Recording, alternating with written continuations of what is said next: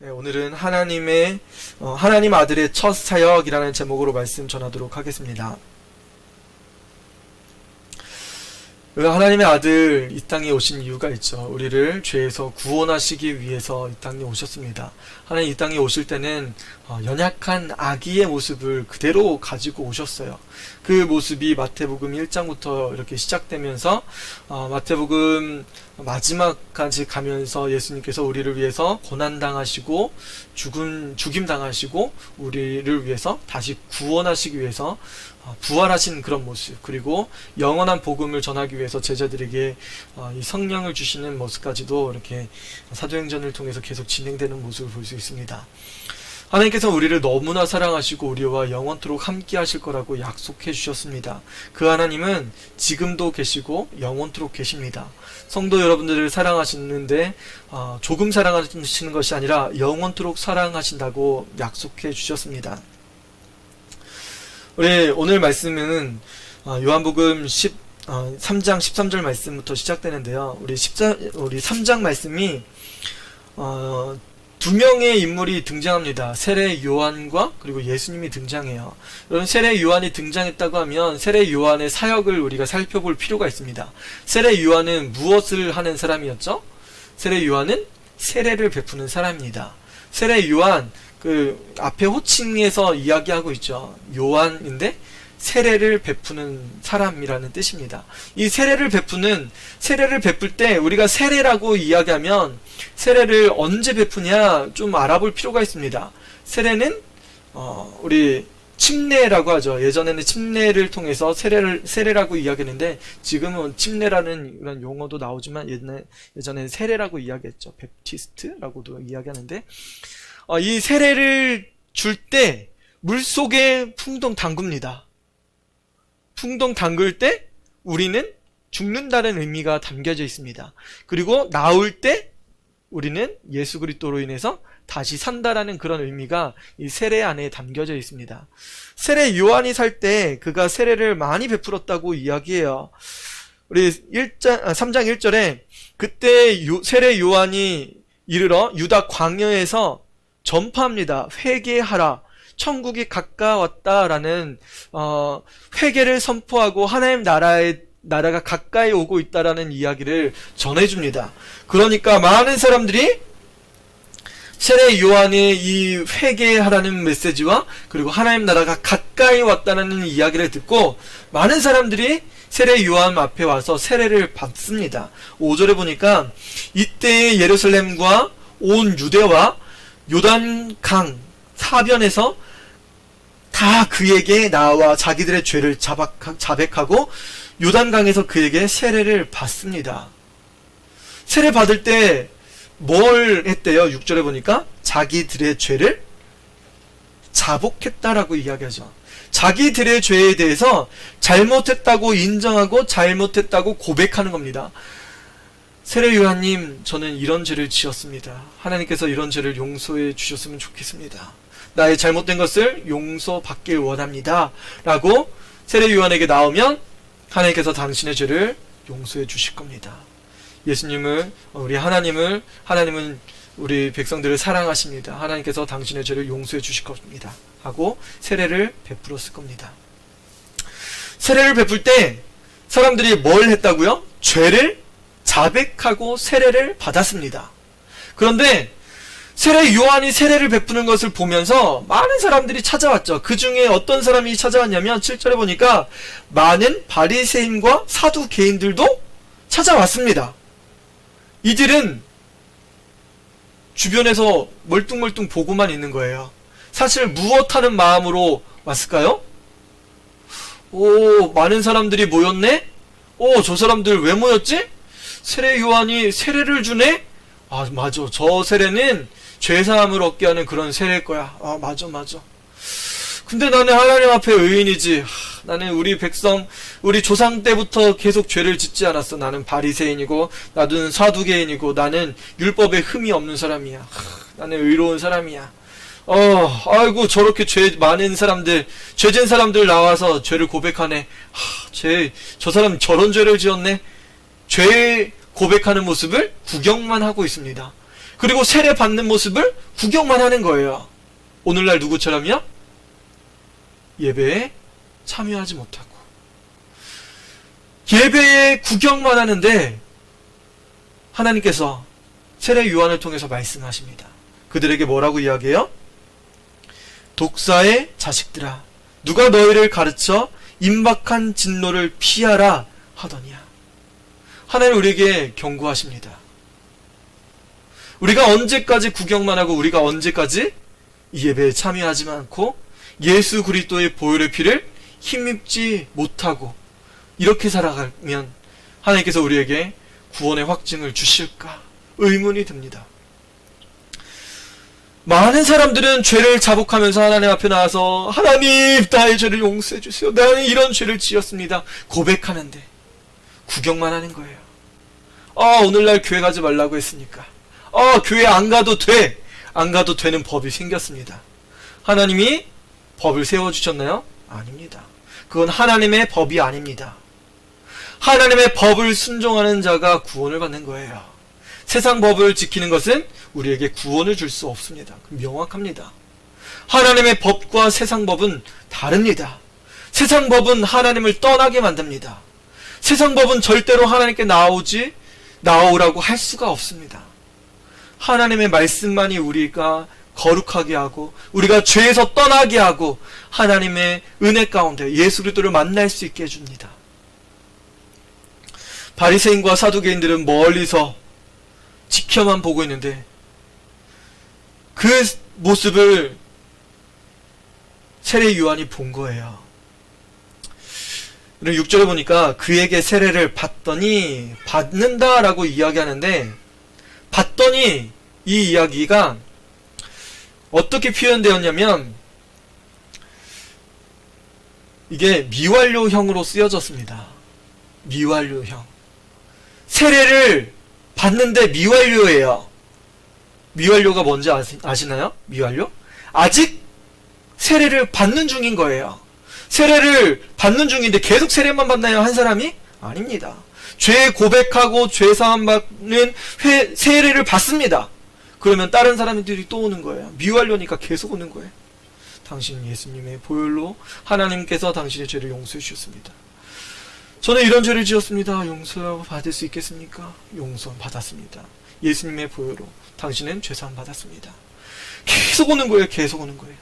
계속 오는데 계속 구경만 하는 사람들이 있는 거예요. 그 사람이 누구였던 거예요? 사두개인과 바리새인이었습니다.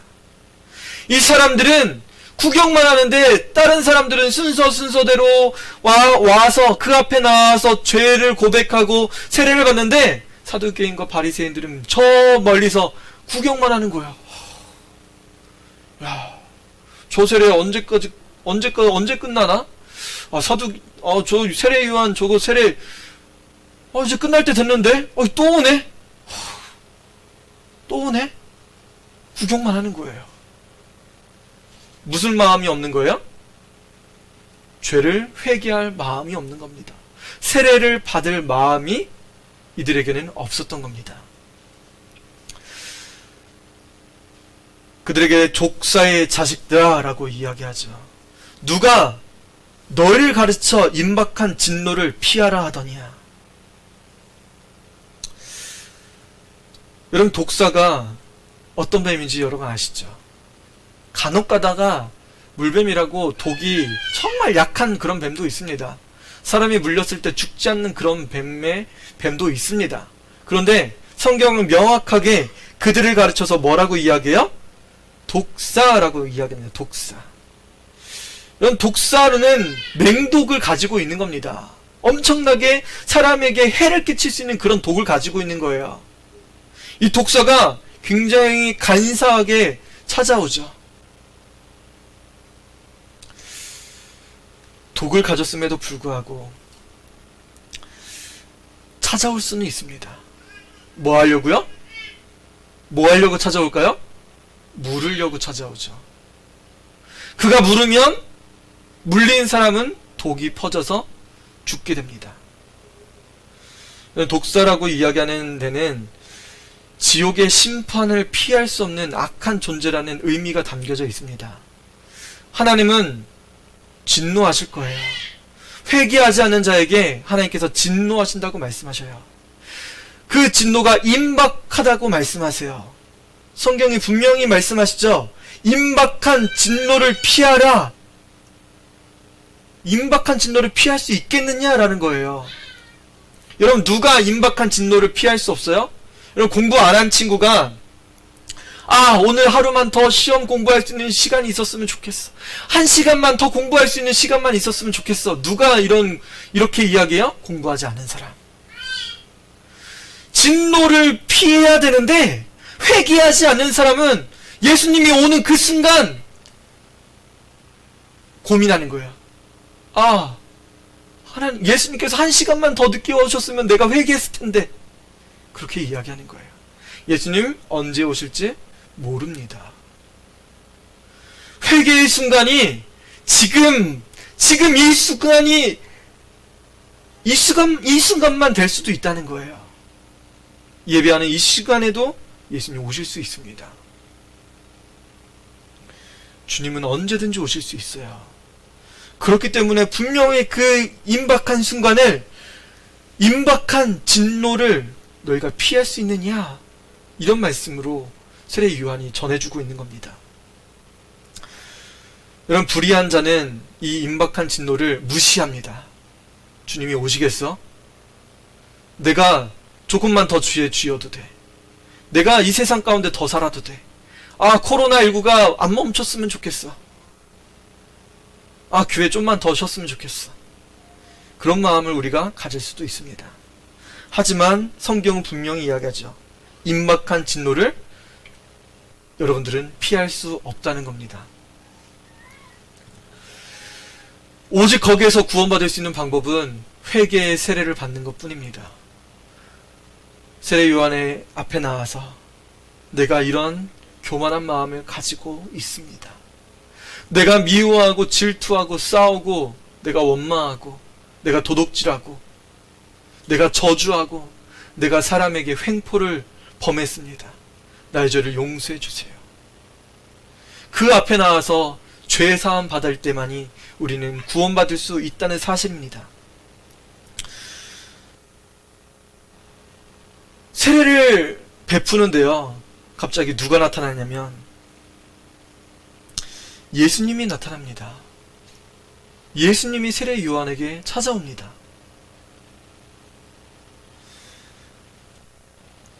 세례 요한에게 찾아온 예수님은 뭐라고 말씀하실까요? 13절입니다. 이때 예수께서 갈릴리로부터 요단강에 이르러 요한에게 세례를 받으려 하시니 요한이 말려 이르되 내가 당신에게 세례를 받아야 할 터인데 당신이 내게로 오시나이까? 물어봐요. 여러분, 예수님은 세례를 받을 필요가 있어요, 없어요? 필요가 없습니다.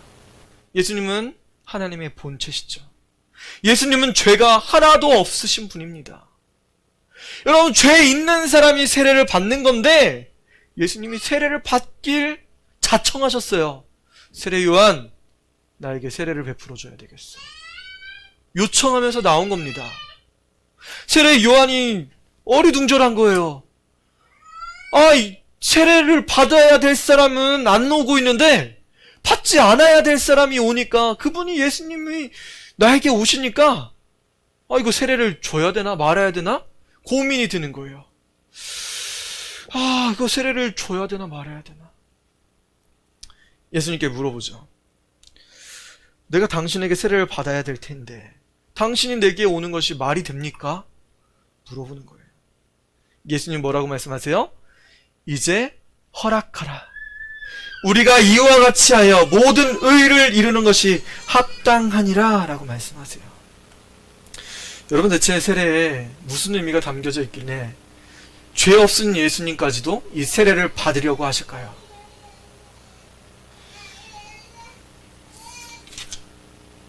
여러분, 세례에는 큰 의미가 담겨져 있습니다.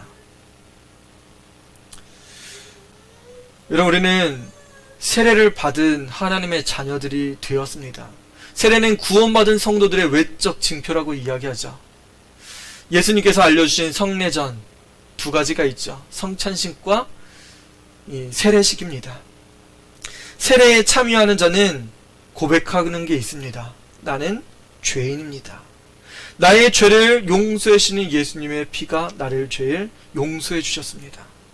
나는 예수님의 보혈의 피로 죄사함 받았습니다. 나는 이제 하나님의 자녀가 되었습니다. 나를 이 세상 가운데 죄를 짓지 않겠습니다. 나는 이 세상 가운데 죄를 짓지 않겠습니다. 고백하는 거예요. 더 이상 죄를 짓지 않겠습니다. 나는 죄를 미워하겠습니다. 나는 죄를 거부하겠습니다. 나는 죄의 삶을 살지 않기로 결심합니다. 세례를 받는 사람들의 고백 가운데 이 고백이 담겨져 있습니다. 여러분, 언제까지 이 죄 가운데 살기를 원하시나요? 세례 받는 자에게는, 세례를 받은 성도들의 고백은 나는 더 이상 죄를 짓지 않겠습니다 라는 고백이 이 세례 받을 때 고백으로 나타납니다. 여러분, 예수님께서 세례를 받으려 오셨어요. 여러분, 세례를 받으려 오시는데 좀 특이한 게 있죠. 예수님께서 왜 세례를 친히 받으셔야 했었나? 예수님 세례를 받지 않으셔도 되는데, 여러분, 예수님은 이 세례를 받으셔야 됐습니다. 세례를 받으셔야 됐어요. 여러분, 하나님의 아들 예수님께서 우리를 구원하시기 위해서 어떤 모습으로 이 땅 가운데 오셨죠? 첫 번째는 아기의 모습으로 이 땅 가운데 오셨습니다. 육신의 모습을 가지고 이 세상 가운데 오신 거예요.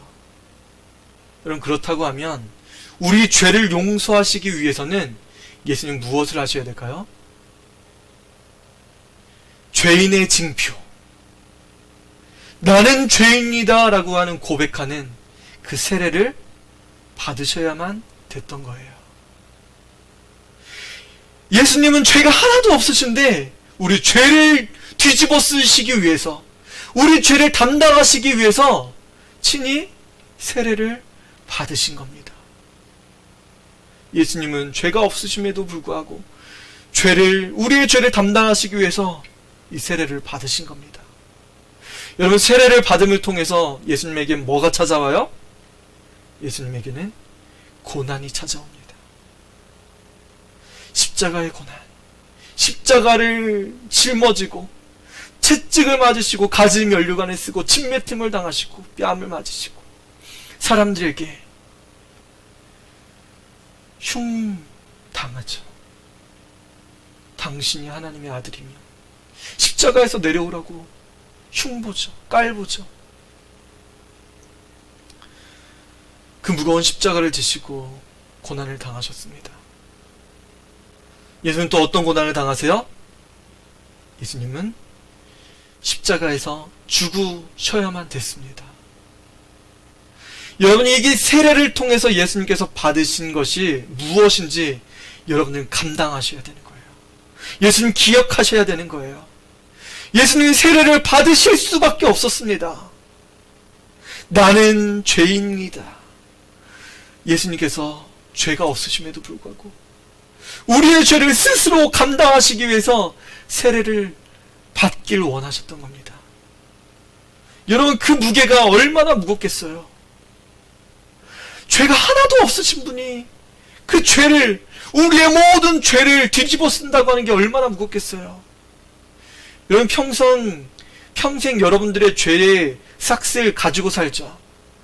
죄를 선택했던 것, 내 인생을 결정했던 그 모든 죄악된 순간들, 여러분, 그것이 죄악이었다고 하면 그 죄를 뒤집어 씁니다. 죄를 지었으니까 감옥에 가죠. 감옥에 가면 빨간 줄이 들어간다고 이야기하죠.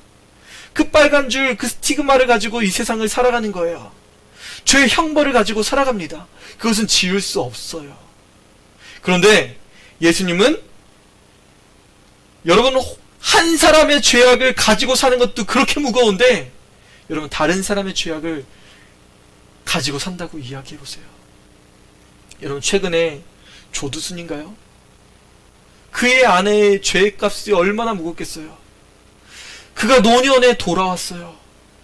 동네 사람들이 다 자기 남편을 흉보고 그런 사람이랑 어떻게 같이 사냐? 그런 이야기를 할 거예요. 그가 가지고 있는 그 상처, 그가 가지고 있는 그 죄의 무게가 얼마나 크겠어요. 한 사람은 자기의 죄의 무게도 감당하기 어려운데 자신의 남편, 자신의 아내, 자신의 아이들, 자신의 부모들의 그런 죄가를 감당한다고 생각해 보세요. 얼마나 그 죄가 무겁겠어요.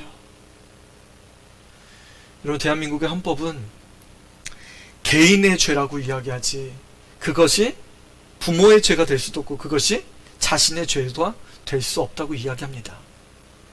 단지 그가 부모의 죄를 선택해서 그것을 영위할 때는 같이 공범이 되는 거죠.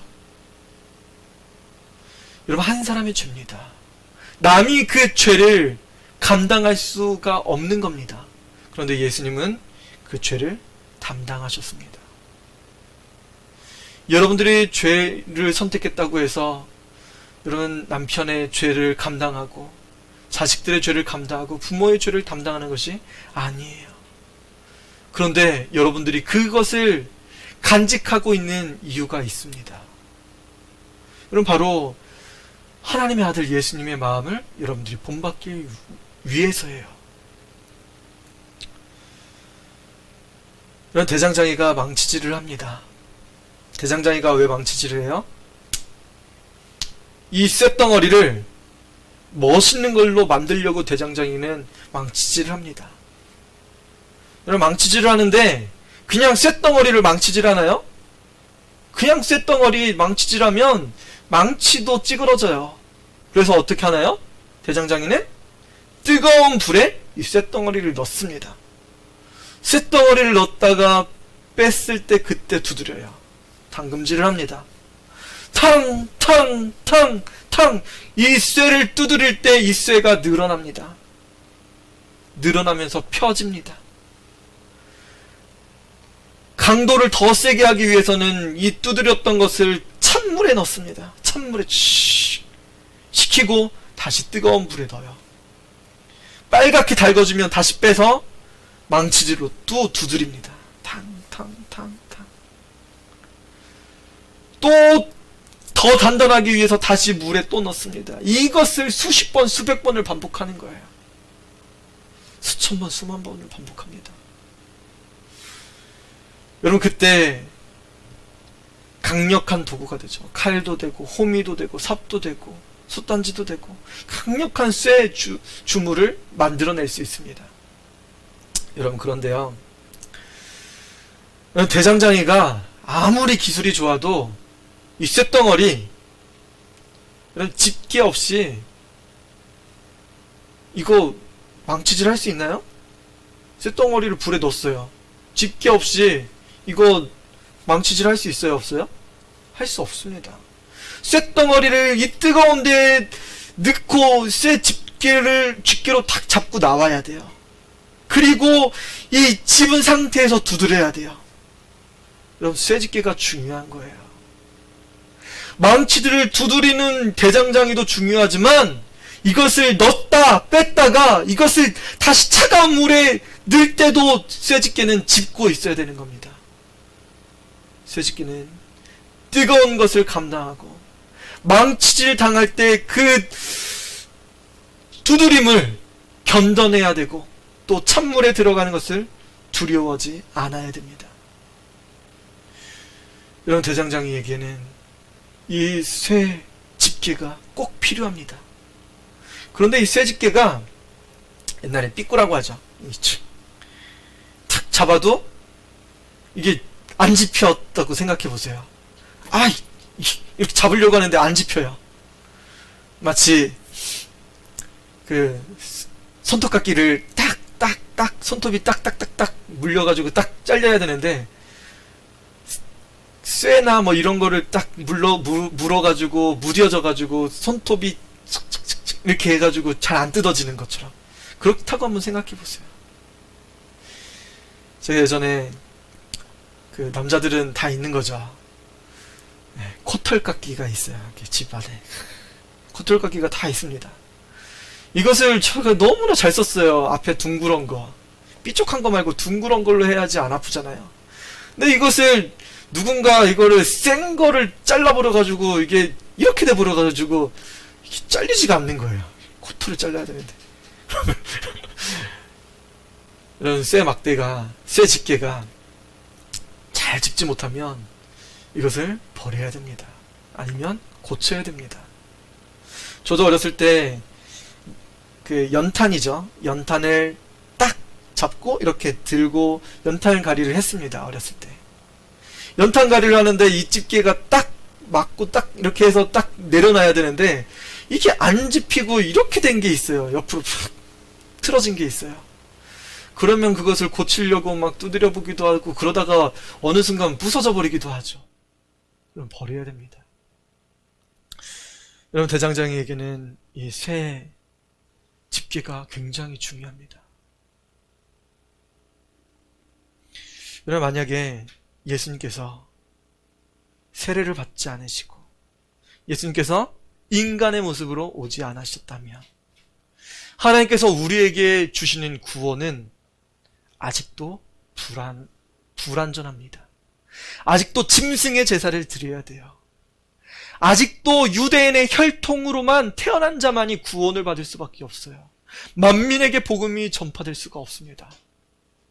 온 세상이 구원받을 수 있는 그런 좋은 소식이 전해지지 않은 겁니다. 하나님은 그것을 감당하셨습니다. 예수님이 그것을 감당하시고 인간의 모습으로 오시고 예수님께서 친히 세례를 받으심을 통해서 우리의 모든 죄를 용서하실 준비를 하고 계신 겁니다. 여러분, 그것이 바로 하나님의 아들의 첫 사역이셨습니다. 하나님의 아들은 세례 요한 앞에 나와 세례를 받기를 기꺼이 헌신했습니다. 말씀 보면 이제 허락하라 우리가 이와 같이 하여 모든 의를 이루는 것이 합당하니라. 여러분, 하나님의 의를 이루시기 위해서 예수님은 그것이 합당하다고 이것을 허락하라고 요청했습니다. 예수께서 세례를 받으시고 곧 물에서 올라오실새 하늘이 열리고 하나님의 성령이 비둘기같이 내려 자기 위에 임하심을 보시더니, 여러분, 이 일이 벌어지니까 세례를 받자마자 무슨 일이 벌어져요? 하늘이 열리고 하나님의 성령이 비둘기같이 예수님 위에 내려오신 것을 볼 수 있습니다. 여러분, 이게 무엇이에요? 하나님의 성령이 임하시고 하늘이 열리고 성령이 임하셨어요. 세례 요한이 얼마나 감격했겠어요. 예전에 자기가 사역 처음 할 때 나에게 세례를 베풀라고 하신 그이가 볼 거라고 이야기했습니다. 성령이 임하시죠. 그가 하나님의 아들일 거라고 이야기해 줬습니다. 얼마나 기뻤겠어요. 하나님의 아들이 오셨구나. 하나님의 아들이 바로 이분이시구나. 예수님이시구나. 하나님의 아들이 죄사함 받게 하는 세례를 우리에게 선포하실 거구나. 불과 성령으로 세례를 주실 거구나. 세례 요한이 감동했을 거예요. 얼마나 감사했을 거예요. 17절, 하늘로부터 소리가 있어 말씀하시되 이는 내 사랑하는 아들이요 내 기뻐하는 자라 하시니라. 여러분, 예수님께서 세례를 받으실 때 예수님은 죽을 것을 결단하셨습니다. 고난 당하실 것을 결단하셨습니다. 여러분, 쇠집게가 중요하다고 이야기했죠. 말씀드렸죠. 예수님이 바로 이 쇠집게의 역할을 감당하셨습니다. 무엇을 하려고요? 여러분들을 단련시키시려고. 여러분들을 위해서 뜨거운 곳에도 들어가고 여러분들을 위해서 차가운 곳까지도 기꺼이 단단하게 붙들고, 여러분들이 두드림 당할 때 그 두드림을, 그 진동을 같이 견디시는 분이 바로 예수님이라는 사실이에요. 여러분들이 똑같이 세례를 받은 하나님의 거룩한 성도들이라고 하면 예수님께서 하나님의 아들로서 첫 사역을 그렇게 감당하셨다고 하면 여러분, 세례받은 성도 여러분들은 무엇해야 되는 거예요? 여러분, 죽기를 결단하는 거예요. 여러분, 고난받기를 결단하시는 겁니다.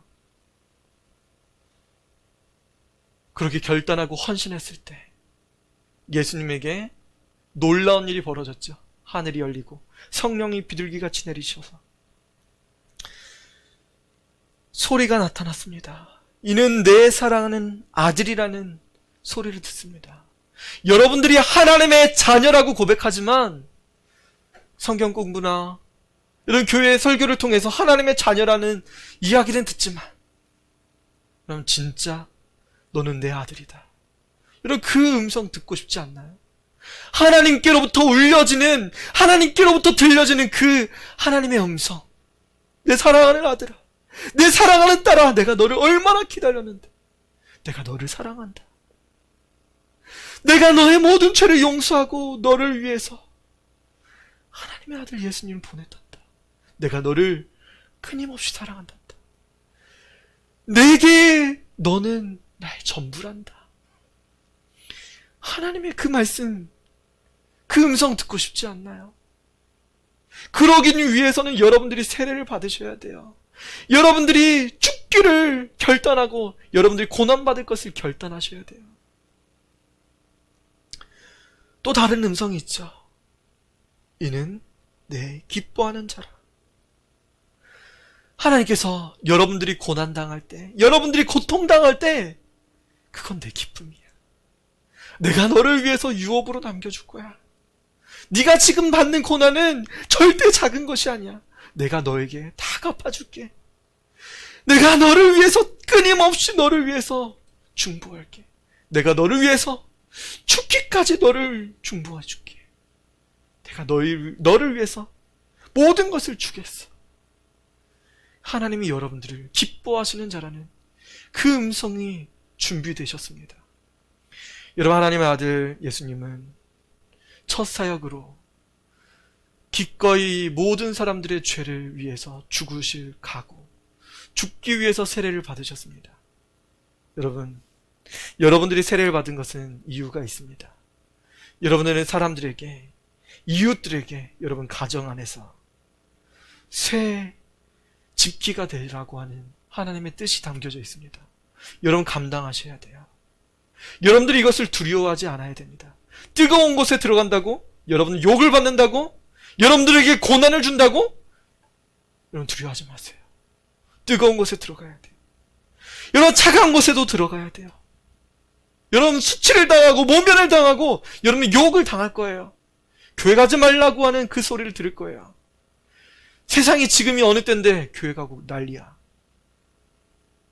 너 때문에 우리 가족 코로나 걸리면 네가 책임질 거야. 너 때문에 그러면 우리가 어떻게 살라고 그래. 여러분 고난당하실 것을 감수하셔야 됩니다. 감당하셔야 돼요. 여러분 결단하셔야 돼요. 여러분 하나님의 아들, 딸로 부름받기 위해서 여러분 예수님은 기꺼이 세례를 감당하셨습니다. 여러분 절대 두려워하지 마세요. 하나님은 여러분들과 함께 하십니다. 여러분을 가장 존귀하고 가장 선한 것으로 만들어 주실 거예요. 여러분 옆에는 예수님이 계십니다. 여러분들과 함께 하시는 하나님이 계십니다. 여러분 함께 할 수 있는 고은빛교회 모든 성도들, 하나님의 말씀 듣는 모든 성도들 되셨으면 좋겠습니다. 우리 들은 말씀 놓고 잠시 기도했으면 좋겠습니다. 하나님의 아들 예수님은 첫 사역으로 세례 받는 것을 선택하셨습니다. 이 세례는 마냥 기쁜 것이 아닙니다. 이 세례는 우리에게 죄사함 받게 하는 것이었습니다. 많은 사람들이 세례를 받는 것을 구경합니다. 아, 저기 뭐 하는 거야?